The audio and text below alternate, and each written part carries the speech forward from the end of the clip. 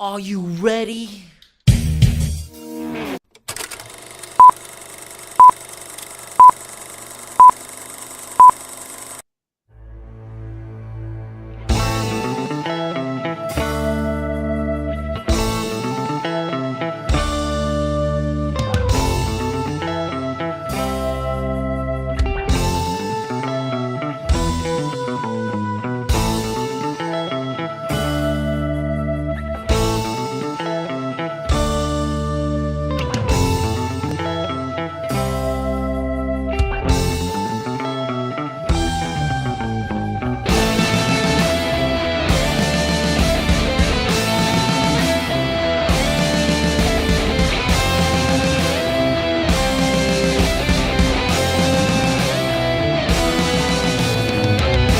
It's showtime, folks! Wow, man, freaked out! Give me a hell yeah! Throwdown Nation, we are live. It is a Tuesday. We are rolling on Instagram, YouTube, Twitter, Facebook, and Twitch. And tonight we are convening a meeting of the Wrestling Roundtable. I'm your host, Matt, and this is my broadcast partner, Steven Calozzi, indie wrestler extraordinaire, sneakerhead, and a hell of a good guy. How you doing tonight, Steven? Likewise can be said about you, Matt. Even the sneakerhead part. No, can't complain.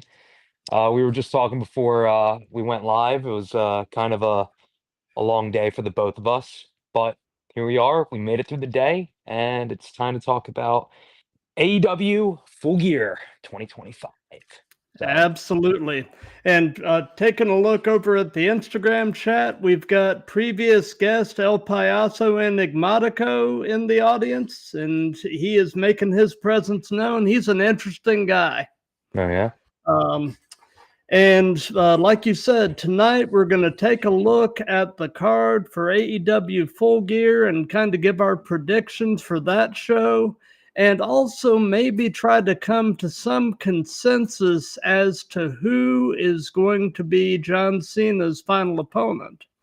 And beyond that, just basically just talk some wrestling, nerd out about what we love, and just do our thing.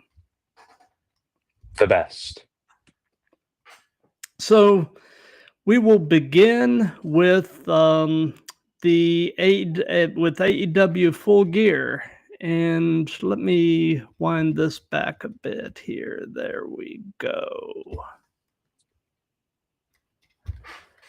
Okay, so the show is actually this coming Saturday, the 22nd, airing out of Newark, New Jersey, and it's looking like a fairly decent show. It's I guess they consider Full Gear one of AEW's big four shows. Mhm. And it's they always seem to deliver on their pay-per-views, especially as far as the in-ring work rate goes.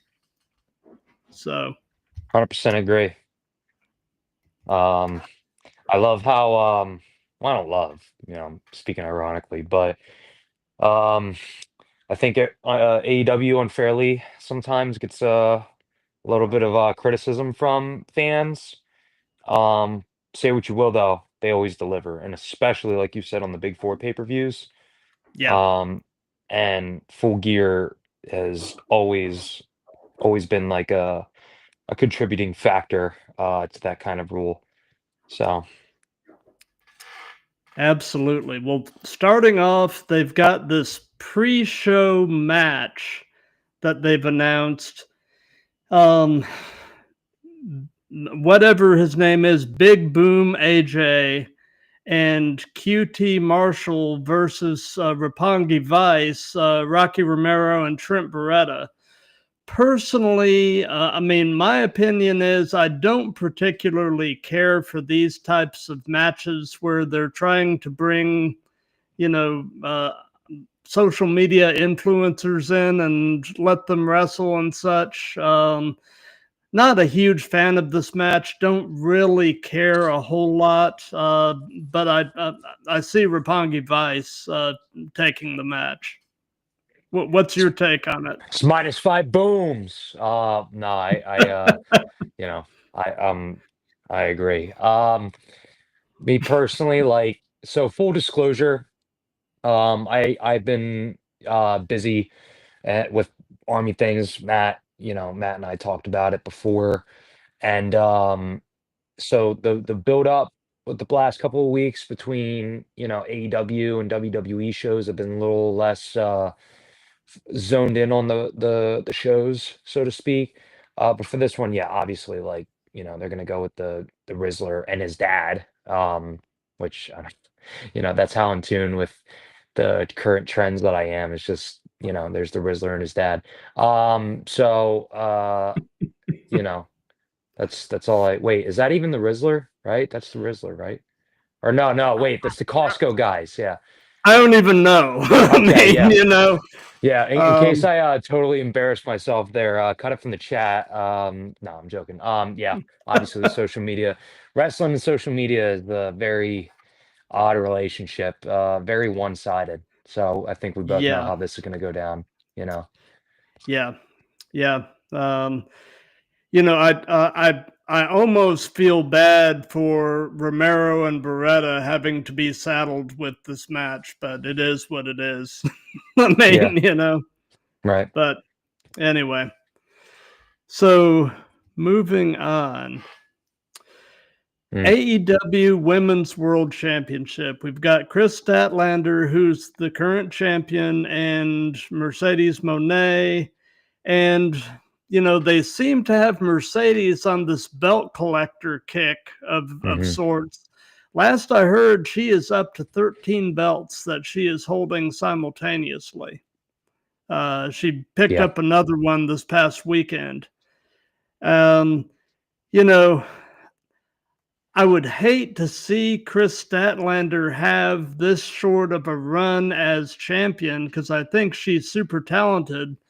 But I get this feeling that Tony Khan would just love for Mercedes to bag number 14. So I don't know. What do you think? Yeah, I mean, I could see it going both ways. Like there certainly is a lot of attention always on Mercedes Monet, wherever she goes. Um, but yeah, like you said, like, um, is it time yet to really cut off Chris's championship run like this early? That's usually like kind of unless you're talking about the Attitude Era, that's kind of like a very rare occurrence. So, and not only that, I would imagine that uh Monet would drop the TBS, it's the TBS championship, right? Um, I would imagine that she would drop that first and then go for the world title, and then it'd be like, so maybe I could see this panning out into a multi-month feud. Um, if they are creative with the finish. Yeah, But yeah, I like if they're gonna do the whole like belt collector thing and make a huge deal out of it, that's just it's just like building, it's just build for the match. It doesn't necessarily telegraph that, Mercedes Monet is gonna win. But I don't know. I don't think I don't think it's gonna be number 14 just yet.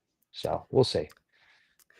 yeah. Like I said, I really would hate to see Chris have this short of a run with the belt because I feel like she's just kind of gotten some momentum going, and Yeah. it would just be a shame to kind of cut that off. But it's basically up to Tony and whatever his mind is thinking at any given moment.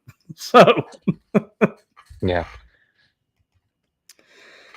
So Kenny Omega and the Jurassic Express versus the Bucks and Josh Alexander in a $1 million trios match where supposedly the winners get $1 million cash prize. Mm, I'll say this much about this match. I think Josh Alexander has been criminally underutilized since coming to AEW. The guy is so freaking good, and they really haven't done anything with him. To some extent, it's even been that way with the other guy from I'm drawing a blank on his name. The other guy from TNA, Mike Bailey. Both Oh of yeah, them, Speedball. Yeah.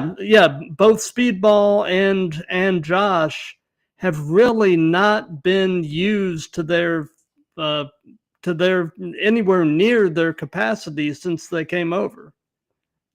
Right. I don't want to get down a rabbit hole because this is a very passionate subject, and I'm not really pointing fingers at anybody for this problem, but it's really a common thing that you see all too often where somebody who's super respected on the independent scene, who is, you know, put in incredible matches. Like if you ever watch, like I'll take Mike Bailey for example. If you ever Mm-hmm. watch like his Pro Wrestling Guerrilla stuff, like Yeah.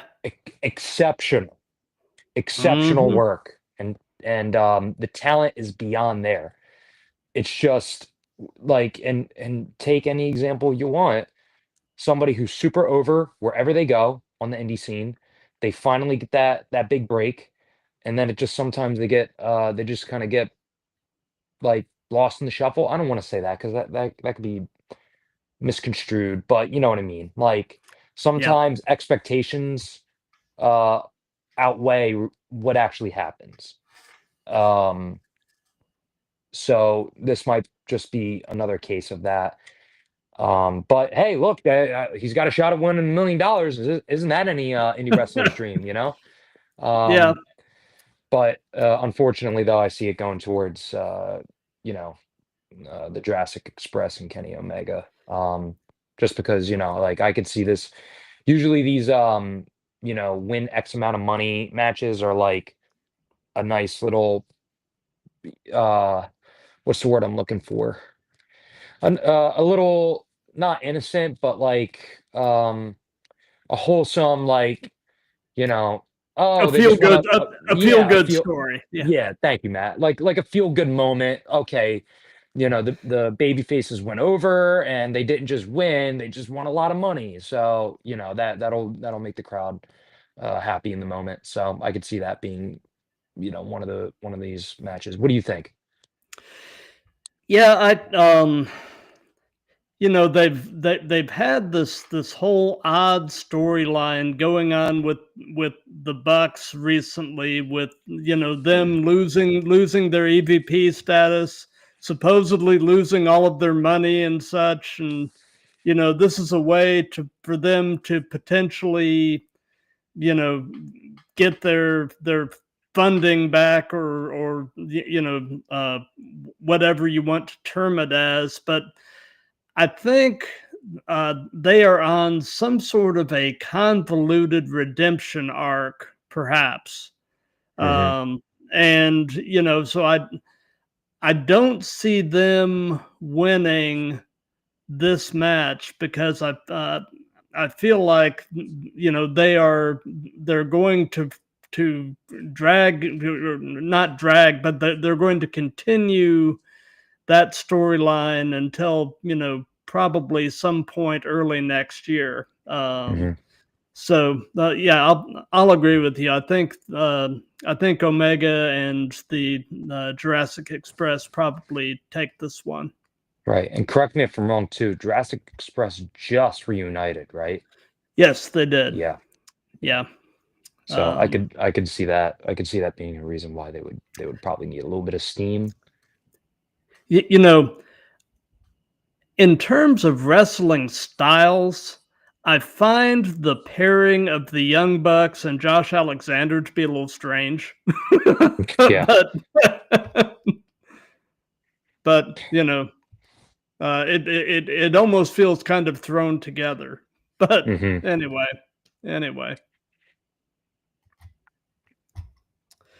Mm. And then we've got this casino gauntlet match to determine an inaugural AEW national champion. And my question on this is why? They just got done consolidating 2 other belts, and now they're adding another one. I feel like AEW has always suffered from having too many belts. I think I think Tony Khan has a thing for belts, but I just don't see the purpose of yet another title. Because they've already got a world on the men's side. They've already got a world title and essentially 2 mid-card belts. Yep. And this would be a 3rd mid-card belt. I just don't really get it. And I'm not even sure who all is in this match, so I really don't have any guess or any thought as to who is going to win this.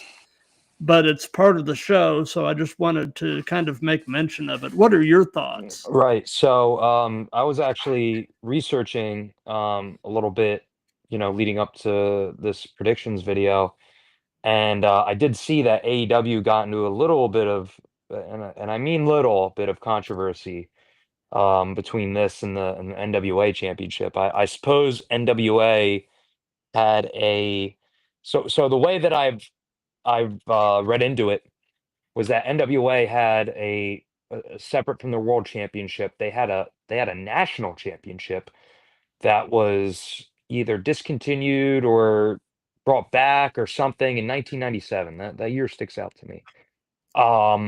And at first there was confusion that AEW was going to continue the essentially the NWA National Championship. But Tony Khan, I guess he just came out with Billy Corgan, and said that it's basically going to be its own championship. It's going to have its own history, yada yada. So that was a little bit of an interesting read. And I saw some of the competitors in it. Honestly, yeah, that's been a little bit of a theme and a little bit of conversations happened about that. AEW having too many championships. I did see a lot of good names though in this gauntlet match, like Speedball Mike Bailey, Ricochet is another, Bobby Lashley and Shelton Benjamin. Really,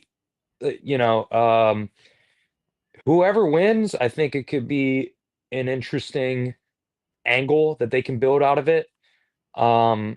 Personally, though, I would either like to see Mike Bailey or Shelton Benjamin win it, just because. Well, first, I think Shelton Benjamin is criminally underrated. Me and that's like the least controversial opinion out there. Everybody knows that Shelton Benjamin is like super underutilized. But going back to what I said earlier about Mike Bailey, like his matches are phenomenal, and I think it would be cool to see him actually win, a mainstream major championship, like especially as the inaugural champion.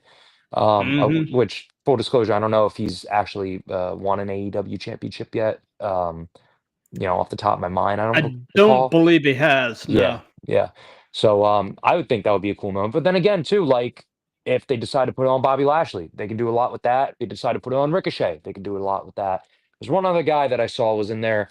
Don't remember off the top of my head who that was, but overall, I could see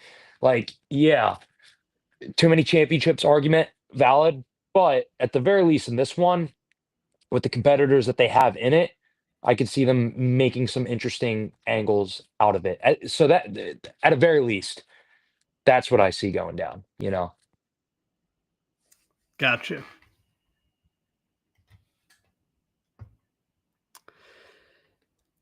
AEW Tag Team Championship. We've got Brodito, which is Brody King and Bandito versus FTR.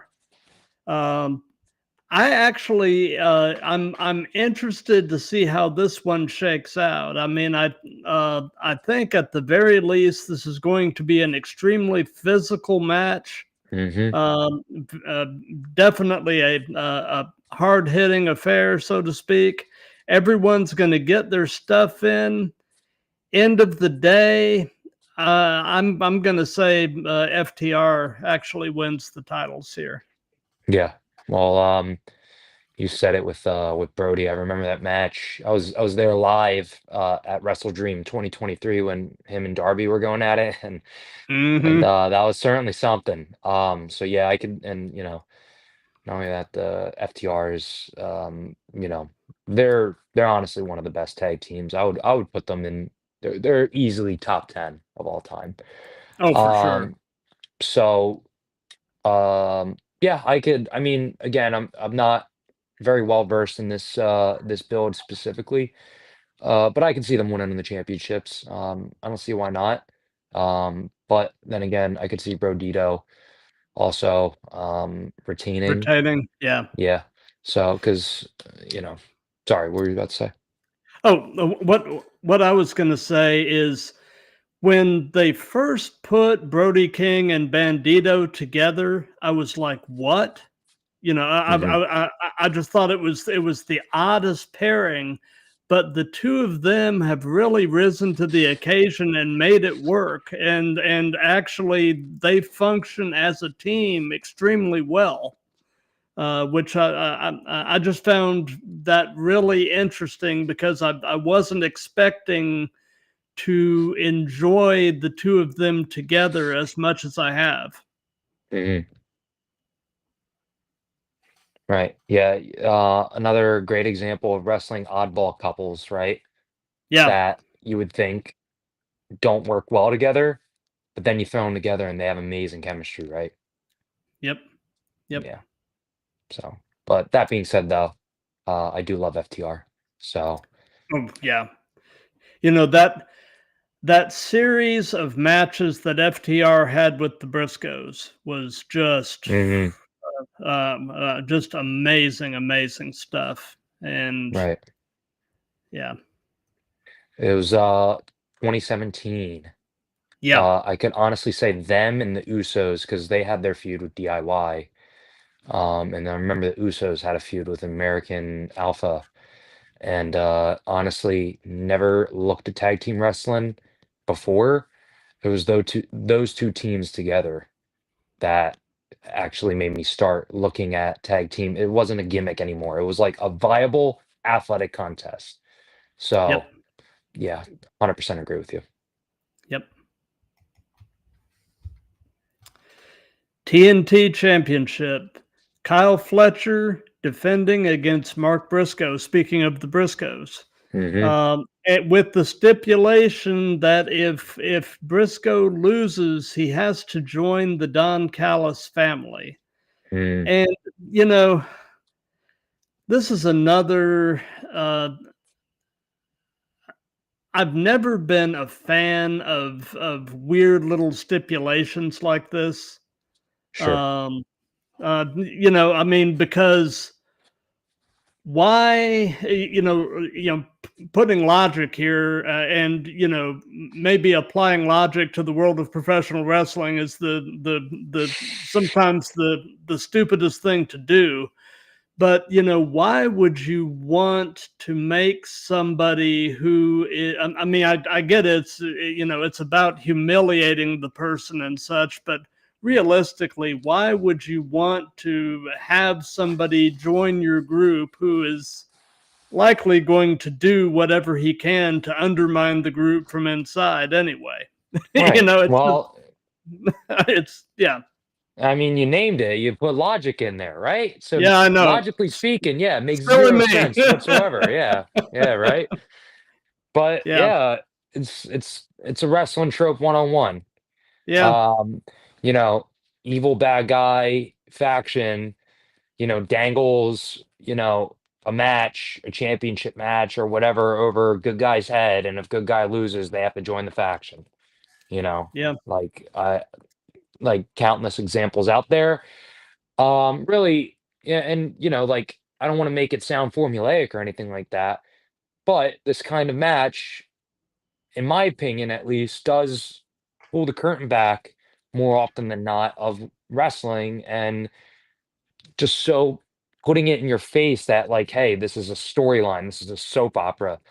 Um, because yeah, why would, like, even if I lost, like I ain't joining, like, Yeah, like no. But like it builds drama, it yeah, gives you a reason to tune in every week. Um, so obviously, um, as much as I would like to see Briscoe win, um, unfortunately, I don't think I think they're gonna build towards him joining the Callis family. agreed. Because why, Uh, like, you know, yeah, I mean, and also I don't think they want to take the belt off of Fletcher yet either. yeah. Hmm. So because I mean he is really coming into his own right now. I feel like anyway. Right. And what, he just won it back in like July, I want to say, right? Yeah, yeah. So July or August, yeah. it would be a little soon. Yeah. Yeah. So I think they can stretch it out a little bit more. Ultimately though, if they play their cards right, and if I see this coming from a million miles away, you know, uh he joins the Callis family. They do that whole arc. Maybe they'll throw in a couple tag matches over the course of the next couple weeks, maybe like, next month or two. And then he turns their back on them, wins the championship, you know. Yeah, yeah. So, I could see something like that. hmm. But going off on a little bit of a tangent, going back to the subject of this new national championship that AEW's going forward with, and talking about the lineages, of the national championship. You were talking about the NWA and such. I remember back in the early to mid 80s, watching the old World Championship Wrestling, which was sort of the precursor of WCW. It Hmm. was basically WCW before it became WCW. Yeah. But they had the national championship then, and I remember seeing Ted DiBiase, Jake the Snake Roberts, Buzz Sawyer, Brett Sawyer, all of them holding that belt at various times. And, you know, uh, if they really are, doing some, I don't know if this is a separate thing or if they're doing some collusion with Billy Corgan and the NWA, but Mm. the belt itself has a really cool lineage. A lot of big names have held that title. So if it were to end up being kind of a joint belt between AEW and NWA, that could actually be kind of cool. Right. And, it's not unprecedented that NWA collaborates with, a company much bigger than them. They've done it with Right. WCW, as you mentioned. They did Yeah. it with WWE in the late 90s. Yep. Um, and they most certainly could do it with AEW here, especially because NWA is really pushing to have a comeback. A couple of my friends wrestle for NWA, and anytime I'm browsing through Instagram and I see their story and I see them perform, NWA shows, always packed, always super big. Oh yeah. Um, so this would most certainly make sense, um, from I guess, a business exposure, uh, you know, sense from NWA. Like, I don't personally, I don't think it's very likely, especially because, like I said, I read that Tony Khan came out, you know, kind of as like a peace offering, said like, let me clarify This is a brand new championship. There's no controversy. We're not trying to steal the NWA champion or national Ah, championship, right? That's just what I read. But gotcha. again, there is precedent for NWA collaborating with, these nationally syndicated wrestling shows. Um, it would be and I agree, it would certainly be interesting because, like, um, one of my favorite wrestlers of all time, which is weird because he's not really known for his wrestling, is Dan Severn. Um, Mm-hmm. at least like the character, the concept of Dan Severn. When I was rewatching the Attitude Era on WWE On Demand, remember that back in like the Mm-hmm. late 2000s. Um, like I remember seeing the Attitude Era episodes of Dan Severn coming out with Jim Cornette, and he had like the NWA championship on him. And, like the NWA World Championship on an NWA guy on WWE television, broadcasted internationally. So, why wouldn't it happen here and now with AEW, especially since, wrestling's on kind of like a come up, you know? So I don't see why it wouldn't happen. Absolutely. Well, getting back to the card here, Yeah. we have the AEW Championship being contested in a steel cage match. Hangman Page and Samoa Joe. Um, I'm I'm in. This is another one I'm interested to see which way it goes. I'm gonna say Hangman retains, but I'm not at all sure. Mhm. I mean, to me, it feels like there isn't really a ton of direction or momentum for Hangman right now. And I almost feel like that's why they're kind of prolonging this feud with Joe. I think they're trying to figure out what the next move is, well, what the next thing for Hangman is. Yeah. So, I'm going to say he retains, but I could be persuaded otherwise. What Right. say you? Man, it hurts to say I agree with you because I really love Samoa Joe. Senior Joe, the numbers don't lie. So, um, you know, as much as I would love to see Joe as the AEW champion again, like again, Hangman just won it from Moxley, and like they made such a and rightfully so, he's like the new conquering hero of AEW. They made such a hoopla out of his win against Moxley. And, I could see them trying to do like, like you said, just like this is kind of like a feud, like to just a feud for the sake of the feud. Like they even turned Joe heel specifically for the not specifically for the feud, but like leading up to this match. Right. Um, so, like um to me, like it makes sense that they would continue Adam Page's run with the belt. Um, and hopefully, they can figure out like a really compelling opponent. Um, but as far as Joe goes, unfortunately, I don't like it would just kind of come out of nowhere. And I don't think Joe really has anything going on at the moment enough to No, warrant a world championship run. So gonna have to side with that Hangman on this one. agreed. Agreed. So, moving away from AEW at this point, let's actually. I'm going to share my screen, and I've actually Hmm. got a bracket for this tournament to determine John Cena's final opponent. And I just want to kind of take a look at this with you and get your thoughts. Let me see. Let me see if I can make this a little bigger, a little better, maybe. Yeah, That's Come good. on.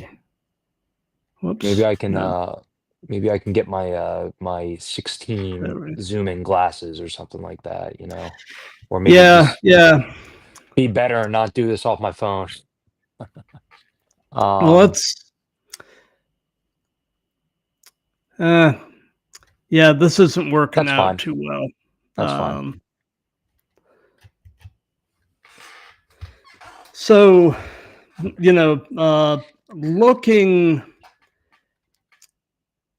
looking at the bracket over here, we've got as far as the remaining definite matches. We've got Carmelo Hayes and Bronson Reed, which I find that to be an interesting pairing. And looking at who the winner is going to be facing, the winner of that match will actually go on to face Gunther. Yeah. Which, And yeah. I think, I would actually love to see Bronson Reed face Gunther at some point, but probably not now. Sure. What's your feeling on that? Yeah. Well, Bronson Reed has also just been, you know, I guess like caught up with all the feuds surrounding, the breakup of the Visionary group, with Braun Breaker. Um, so I think, because they got War Games coming up, right? Right. So, like I could see, yeah, Bronson and Braun are probably going to be, because have they announced like, what was it? It was last Monday, right? Like they're kind of pairing up like CM Punk, going up against like Logan Paul and what's left of the group, right? Yeah. It's the War Games teams are basically um, Braun Breaker, Bronson Reed, Yep. Logan Paul, Drew Hmm. McIntyre, and Lesnar Right. Yeah. um, Which is against weird. uh, against basically the Avengers.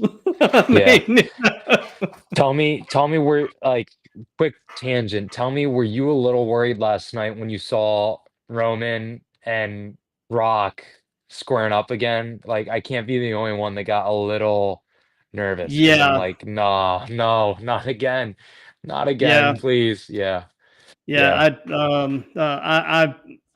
I I found myself getting a little uncomfortable. yeah, yeah, Yeah, I was just like, please God, no. yeah. Not again, not again. Because what that would be like feud number 5 between them, you know? Yeah, yeah. Uh, Spanning over 10 years at this point, and it's like never done anything for anybody, like no, everybody's always been no. like, yeah, Like the old song says, you got to keep them separated. yeah, yeah, yeah, Come Out and Play by Offspring, Yeah, right? Yeah, Offspring. Yeah, yeah, that was Raven's theme song at one point. it was. It was. Oh, Yeah, look at that. Yeah, EC yeah, Dub. yeah, Yeah, no. Yeah, so tangent aside though, I see Bronson Reed being more tied up with that. And I think Carmelo Hayes and Gunther having a match, like, because like, um, Gunther having matches with like smaller dudes has always been a winning recipe for some reason. You know, yeah, like he like always like I think they're gonna put on one of those again. Um, so I think there's more out of it in the short term that Carmelo Hayes and Gunther go at it, and honestly, like, you know. definitely seeing Gunther because they teased Gunther and Cena before, you know, unless I'm wrong.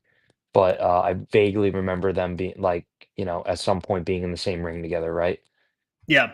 Yeah. Yeah. So, that being the last match could make sense. Not only that, it's not like Gunther had um, Goldberg's last match earlier. I believe it was like September. Yeah. So he could make that his new gimmick. Yeah. Um, He could sort of take up the legend killer mantle yeah, from Randy Orton. yeah, exactly. Um, Yeah. yeah, Yeah. it's like, He can give Cena the old Yeller treatment. yeah.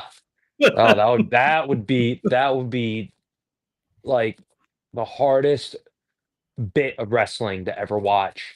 It's just like Yeah.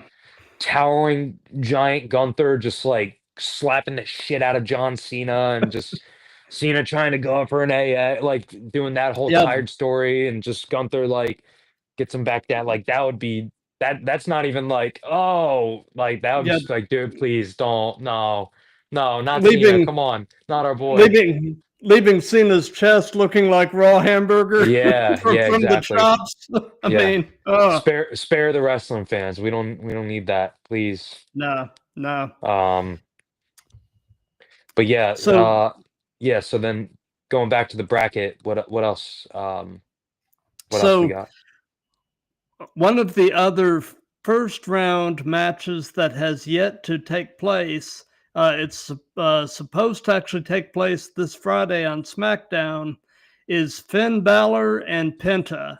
I am jazzed. Mm, I am yeah. jazzed about that match. That's going to be a banger. I Mhm. mean, both of those guys can deliver, and Right. and if they've uh, agreed to work a little stiff with each other, it'll be fun. Yeah. I mean, Well, um, I think the best match from Mania this year was that Fatal 4-Way that they were in with Dom and, Braun Breaker, oh for the yeah, IC title, and, like, it's kinda, like, making me reminisce about that, but yeah, like, love Finn, even took a couple of his moves.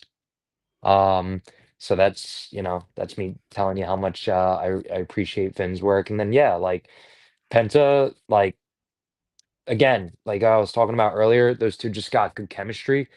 Um, hmm and like a like high octane, high flying match from those two on SmackDown. Yeah, like the hard part is gonna be determining who wins. And honestly, like in my humble opinion, Penta's been done a little dirty this past year.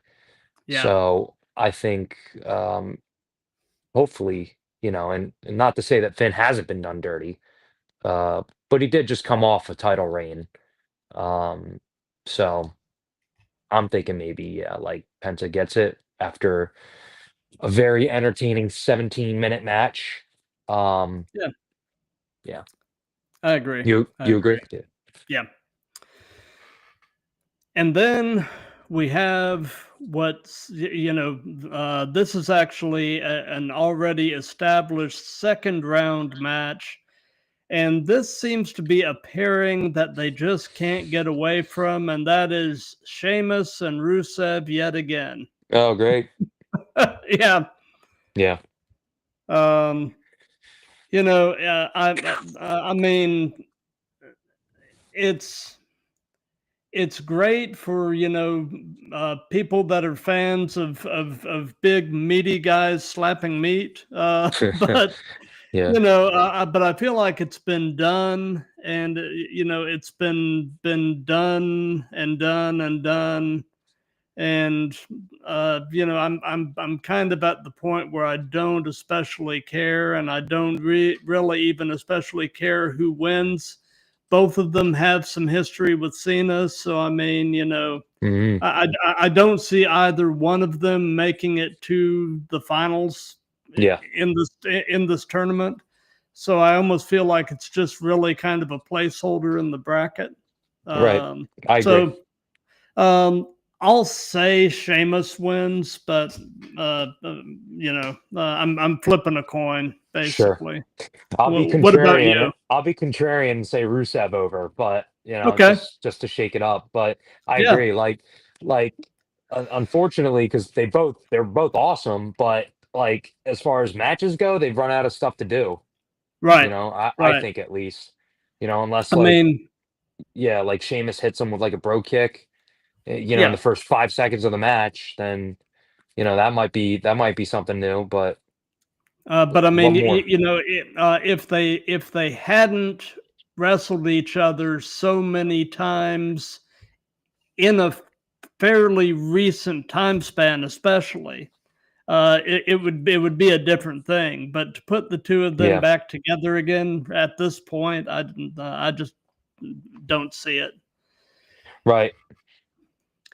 And then we've got Jey Uso and LA Knight, Mm, and you know I'm a big proponent of LA Knight. I have loved the guy from his Eli Drake days in hmm TNA and the NWA, and think a lot of the guy. Plus, I don't especially want there to be any possibility of yet another Jey Uso versus Gunther match. So I'm hoping LA Knight gets the win here. hmm Uh, but I mean, I don't really have a feeling about it one way or the other, but I'm pulling for LA Knight.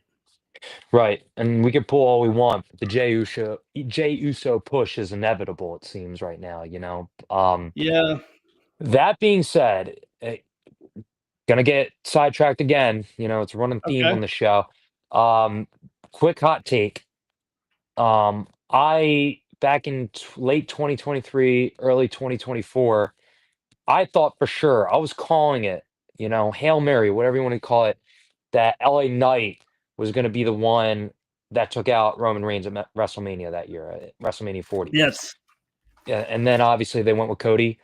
But right around 2023, and when I saw like the pop, like the whole LA Knight pop that summer that he was getting, like when every week he was coming out on SmackDown, and he just got the loudest like crowd ovation, seemingly out of nowhere. Um, I thought he had potential to be like kind of like a modern Steve Austin, just Mm-hmm. m- mega superstar. Yeah. Um, Sadly, that hasn't really panned out. That being said, though, it's not like he totally fell from grace. He's still got, like he's just that charismatic of a guy. Mm-hmm. And throughout this entire this whole last time is now tournament, save for one name, and I'll save that for later. Um, LA Knight is the one guy that I wanted to see go up against John Cena. And it's sad that, you know, we gotta worry if, because the fans, like it's one of the most talked about things right now is Jey Uso and how unpopular he is with the fans, which is unfortunate, but the cards have not been played right. No. And as a result, Jey Uso is not in the good graces of the audience right now. And lo and behold, this has Except been, for the kids. yeah, yeah, Yeah. right. He moved merch, so Yeah. as a result, WWE dollar signs in their eyes. They think, but it's weird because one minute the fans could love somebody and then the next minute they don't. You know, Yep. um, Fickle, so fickle, fickle. yeah, yeah, right. All right, Daniel Bryan, yeah, right. Um, but like it's so I say all that because LA Knight and Jey Uso is the match that I think is the most interesting.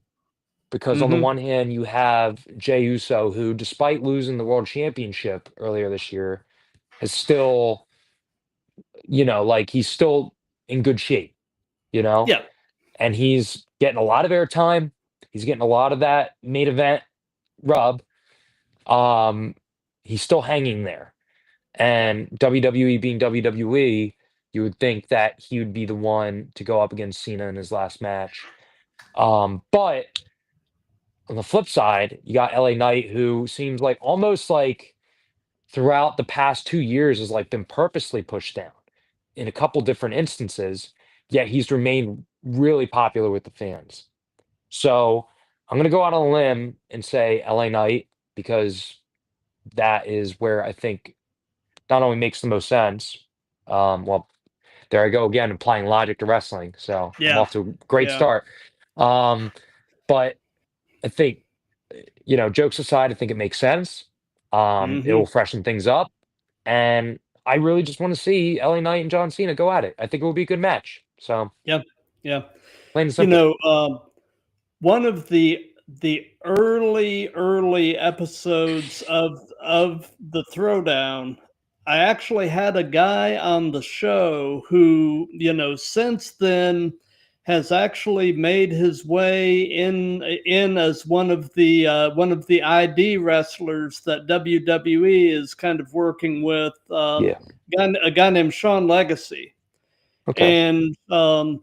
And during that conversation, I forget how, but somehow the subject of LA Knight came up, and Sean has actually wrestled him on the Indies, and Hmm. said that he is one of the hardest working, but and also most gracious people in the business. Mm. Just a good guy. And we were talking, and he said that he is somebody that he just pulls for getting that big break to really become the guy. you Yeah. know and I just found that interesting, talking to somebody who actually has had some interactions with him as a person, and Hmm. had that to say about him. Ever since then, I've always had a soft spot for LA Knight. Sure. That's pretty surreal. Yeah. Yeah. Yeah. Wow. So yeah. I've heard the name Sean Legacy too before. I can't put my finger on, but I've definitely heard the name. Definitely heard the name. you So know I actually, shortly after I started doing these shows, I went to my son and I actually went to an indie show in Augusta, Georgia, okay. and actually saw Sean Legacy wrestle in person. Mm. Um, and he is, like I said, he's now one of the ID wrestlers, and so he's on their Evolve show pretty regularly, and Yeah, he's that's he's probably he's that's probably it. he's had some appearances on NXT, Okay. and they seem to be pretty high on him. So it's not going to surprise me if in 2026 we start seeing a lot more of Sean, on NXT. Awesome. Yeah. Yeah, yeah, and he's another guy that, my interactions with him have always been extremely positive, and I just, he's somebody else that I'm really pulling for getting, because a lot of it, as you can have all the talent in the world, but there is, some level of luck and the right breaks at the right time and all of that, and I'm hoping all of that works out for him. But anyway, yeah, Sean Legacy is definitely a name to keep on your radar. Good Yeah, for dude. sure. For sure. But yeah, so I mean, those are really the only definite pairings that we have, at this point. I mean, as far as who is going to be Cena's final opponent, I'm gonna say it'll end up either being most likely Gunther, with a possibility, dark horse for me would be LA Knight. I Hmm. would love to see it be LA Knight. I would love to see him get that push and get that rub of being, Cena's final opponent. Yeah. But I think the most likely outcome is going to be Gunther. Right. I know we talked about it before on one of the episodes, about how one of the things I think could have really made the WrestleMania main event a lot more interesting earlier this year is that they did the face versus face between Cena and Rhodes.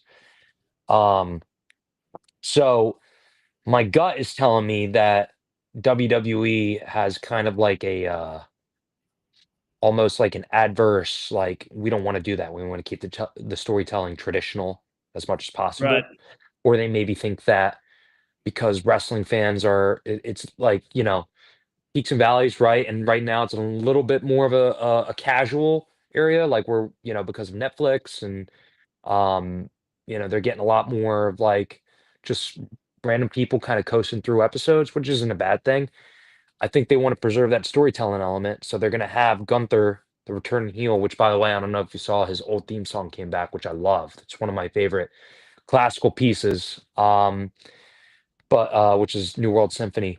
Um, so my gut is telling me that they're going to pick a heel, and in this case, it makes the most sense being Gunther to go up against Cena in his last run. Um, but the optimist in me and who I think could benefit the most from this is the only guy in the tournament. Well, unless you're, Carmelo Hayes or Bronson Reed, that hasn't won a world championship, or Rusev, I guess, too. But LA Knight, what is a two-time US champion? I don't think he Yeah. won any. I don't think he won any NXT titles. I think he did Mm, win the $1 million championship, yeah. when that was a thing. But LA Knight hasn't really had that opportunity to shine.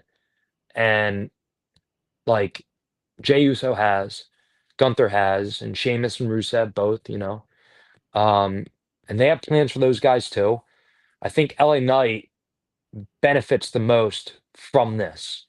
Um, and if they really want to like build him up, because now is the time too, with dudes like Seth being out and Roman being on like more of a part-time schedule and um like Cody having already told his story and it's like where do we go from there?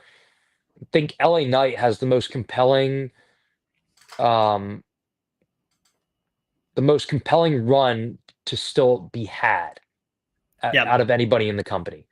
Um, and I think it could be a big opportunity. Like I said, I think LA Knight could be a modern Stone Cold Steve Austin.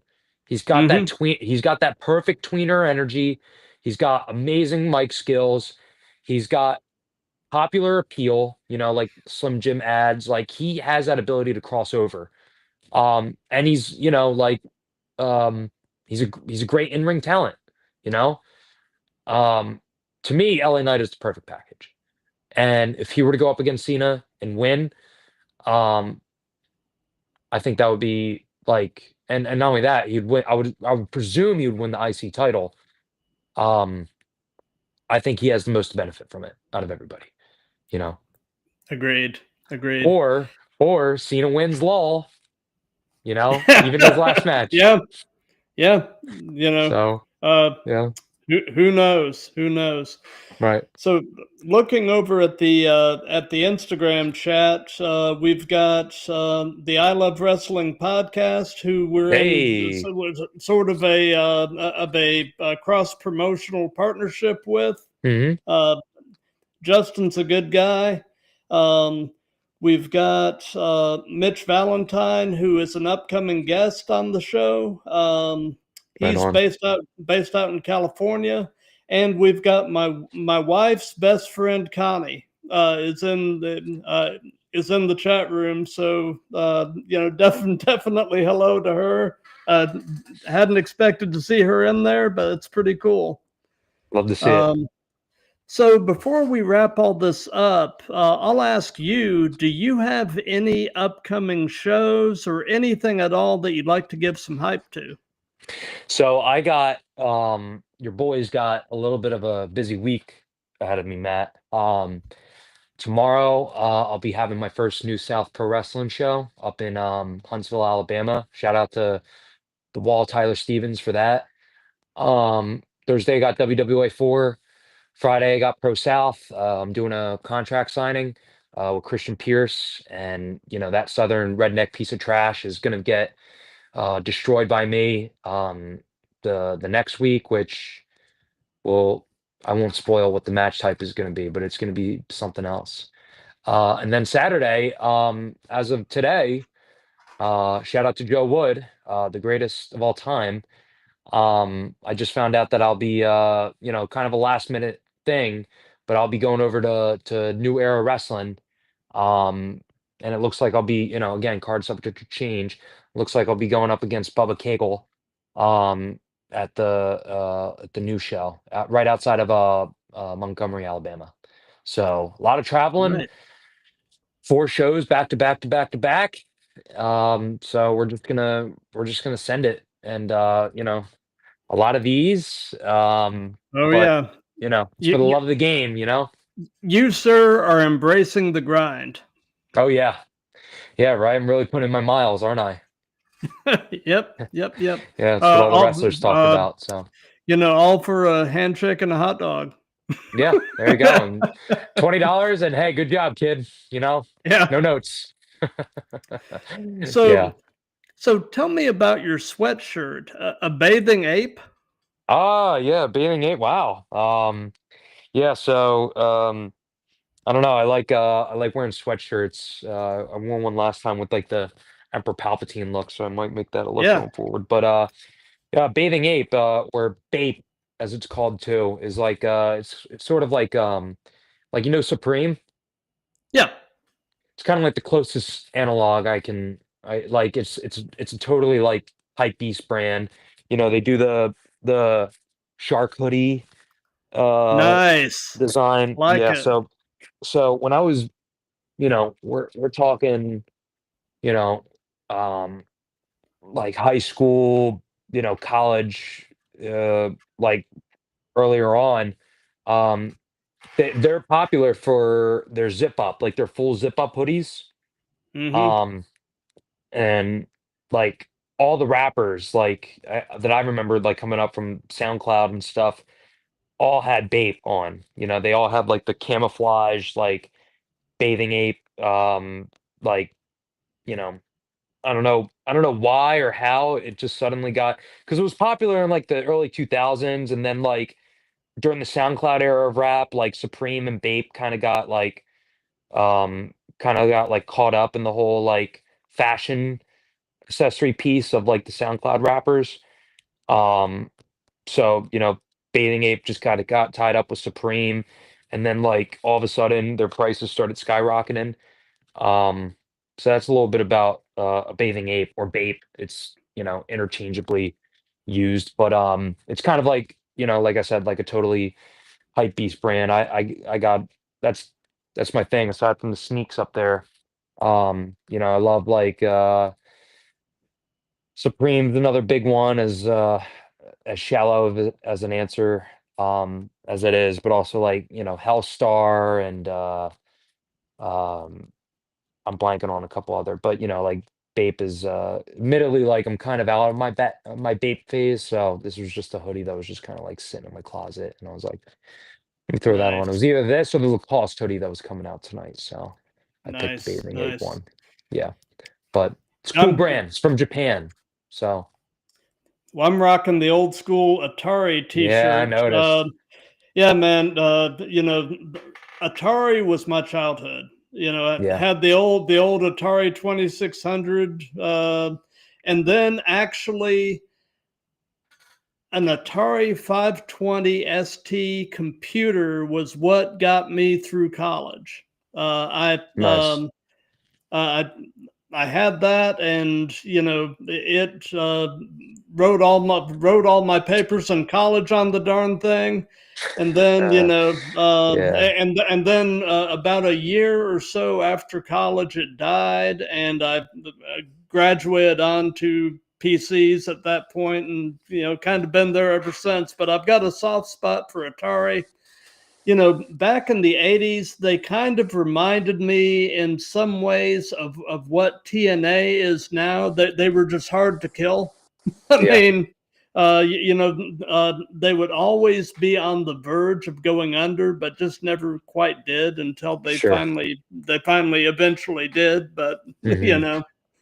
but Right. yeah, yeah, Well, if yeah. they could survive ET the video game, Oh that yeah. like that's pretty admirable if you come out of the other side, trying to bury all the unreleased games in a New Mexico desert. Oh yeah, yeah, Yeah. yeah. God, there was that, and then there was Yar's Revenge. Yeah. The Atari had some oddball products back in the Oh yeah. day. Oh, for sure. I used to be a huge angry video game nerd fan. Um and like I remember they made like this whole like movie about because people have been asking him for years to do ET the video game, which is known as like one of the worst ever made. Oh yeah. And he Did saved you ever it. And play it? no, I mean I saw footage of it. Like I had to look it up at some point. And I actually played it, and it just made no sense. I really, mean, yeah, it was just terrible. yeah, like because what do you do? Like I know obviously it plays ET. I know it has nothing to do with the film, you know. Right. And you go up to I don't even remember anything about, but I do remember out of curiosity searching up ET the video game footage and being like, all right, what's this? And then sure enough, like watch the video. And I didn't think much of it. Not certainly enough to kill an entire market over it, you know. Yeah, yeah. Uh, Yeah. Good times, good Yeah, times. right up there with Superman 64, you know? Oh yeah, signs Yeah. of a misspent youth. Yeah. Uh, but yeah, as far as what we've got coming here on the Throwdown, this Thursday, 2 nights from now, the 20th, at a special start time of 9 p.m. Eastern. I've got episode 175. I'm a bit flabbergasted that I've managed to do 175 of these, but our Yeah. guest our guest is actually a guy from the Pittsburgh area. He is a pro wrestler, an MMA trainer, and kind of an entrepreneur. He and his family kind of have some influencer type of stuff going on various social media platforms.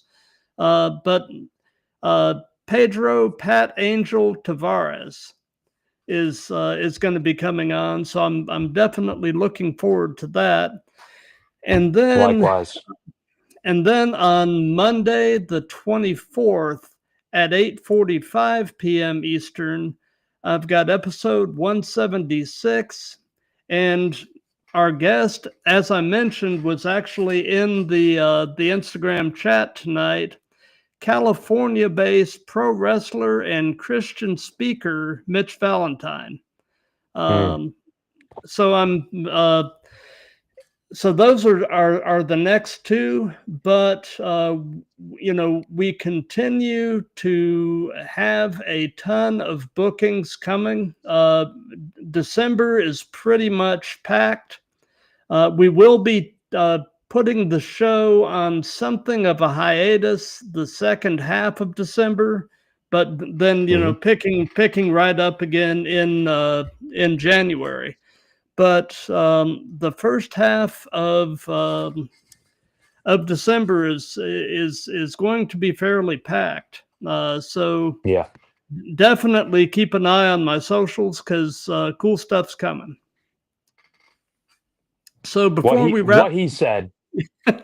So before we wrap this up, Stephen, you got anything else you want to get off your chest? One more thing. Okay. In the interest of, going back to the Cena the last time is now tournament or whatever. In the interest of the recent headlines being made of like Zack Ryder coming back and Dolph Ziggler coming back. From the get-go, I had one sleeper pick, one dark horse, one Hail Mary, whatever you want to call it, that I wanted to see come back for this tournament and win it and be Cena's final opponent.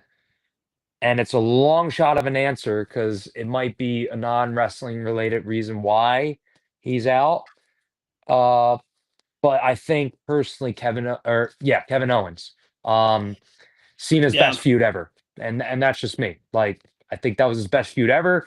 I thought it would have been incredible, like, because like, he's been out since before Mania, so I don't know how long that process takes. By my lack of medical knowledge, you're a medical guy, so you got way more knowledge about it Uh, than me. based on what I know about neck and back stuff, Mm, this would be a little soon. yeah, Um, I figured.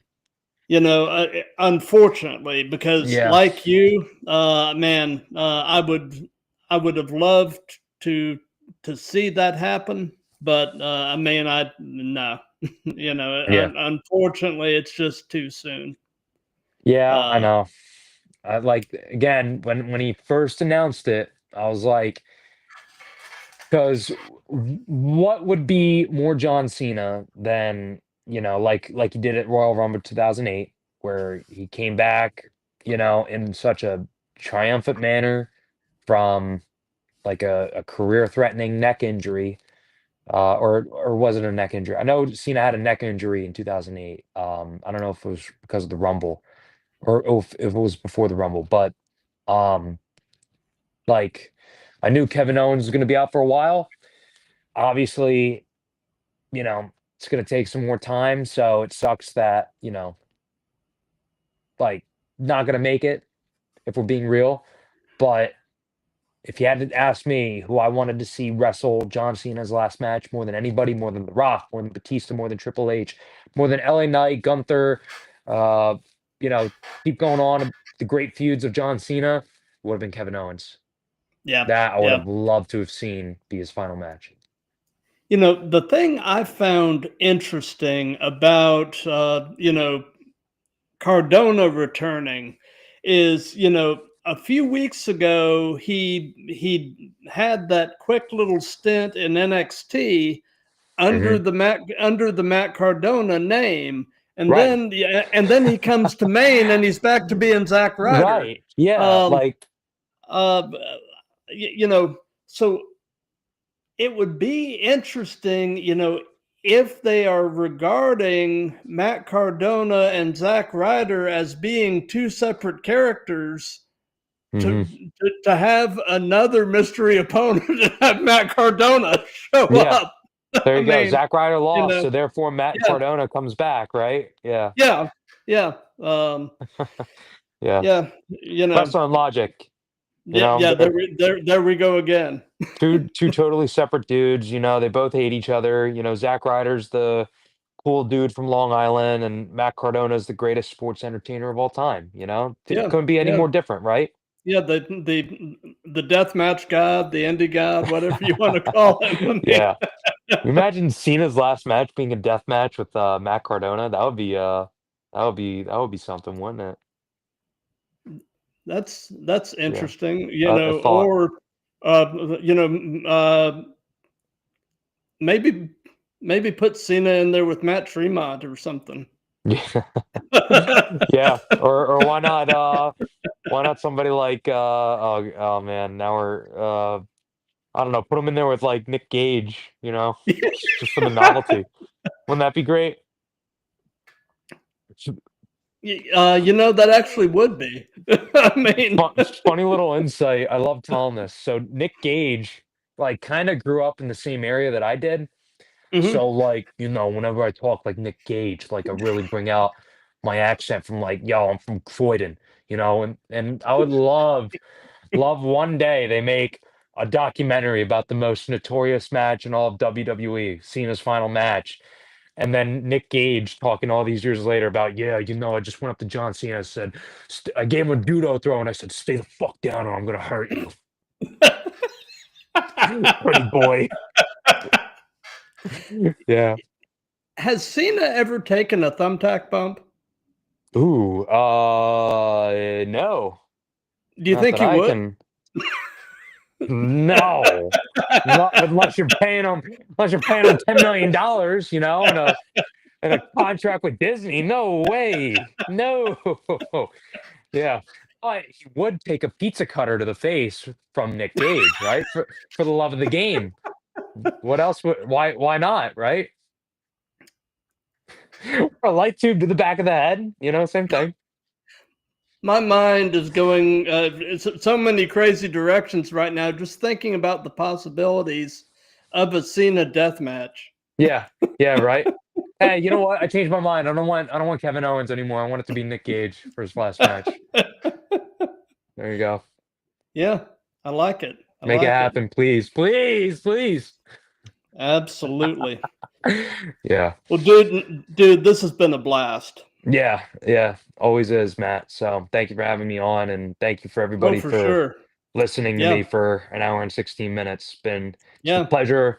It's the pleasure, the highlight, whatever you want to call it, of my week. So yeah. thank you You all. know um, and we've been in the presence of the Caesar, so I mean,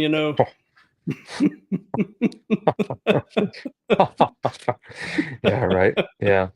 The I don't know. I'm trying to find some like witty, like funny analog, but I'm kind of tapped right now. So um gotcha, gotcha. but yeah. Um Well, on that note, for those of you that have been watching this live, thank you. For those of you that'll be seeing this on replays and such, thank you for that. If you like what we've got going here, definitely spread the word. Do the old like, comment, share, and subscribe. And we will see you Thursday night at 9 p.m. Eastern with Pat Angel, Pedro Tavares. And until then, be good to each other, love each other, and we'll see you soon.